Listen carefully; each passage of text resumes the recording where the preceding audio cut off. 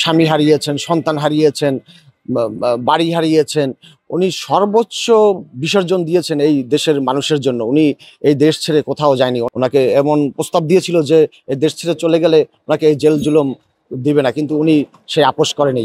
উনি দেশের মানুষের কথা চিন্তা করে এই দেশেই থেকে গিয়েছেন। উনি হলো দিশেহারা জাতির একজন কর্ণধার।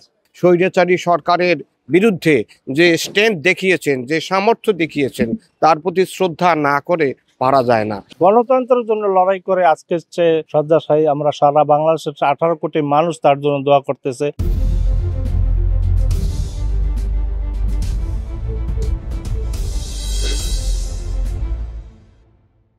সাবেক প্রধানমন্ত্রী এবং দেশনেত্রী এবং আমরা যেটা জানি আপোষহীন নেত্রী হিসেবে বেগম খালেদা জিয়া বিএনপি চেয়ারপারসন ছিলেন।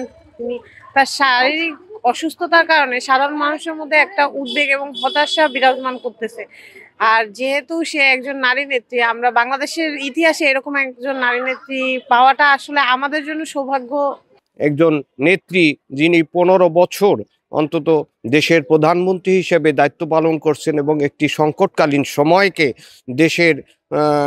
দেশকে একটি গণতান্ত্রিক প্রক্রিয়ার ধারার মধ্যে আন্দোলন সংগ্রামের মধ্য থেকে স্বৈরাচারী সরকারের বিরুদ্ধে যে স্ট্রেংথ দেখিয়েছেন, যে সামর্থ্য দেখিয়েছেন, তার প্রতি শ্রদ্ধা না করে পারা যায় না। একমাত্র স্মার্ট সিটি বসুন্ধরা, আধুনিকতায় এক ধাপ এগিয়ে।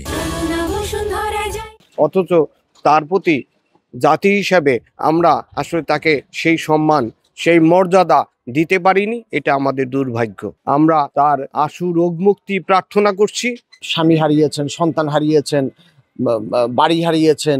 উনি সর্বোচ্চ বিসর্জন দিয়েছেন এই দেশের মানুষের জন্য। উনি এই দেশ ছেড়ে কোথাও যায়নি। ওনার জন্য অনেক সুযোগ সুবিধা দিয়েছিল বিগত হাসিনা সরকার। ওনাকে দেশ ছেড়ে যেতে বলেছে, ওনাকে তাহলে ওনাকে এমন প্রস্তাব দিয়েছিল যে এই দেশ ছেড়ে চলে গেলে ওনাকে এই জেল জুলুম দিবে না, কিন্তু উনি সে আপোষ করেনি।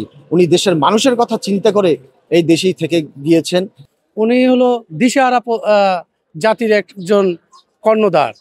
আজ উনি অসুস্থ হয়েছেন। আমরা আশা করি আল্লাহ তাআলা উনি সুস্থতা দান করে আমাদের মাঝে ফিরিয়ে নিয়ে আসবেন।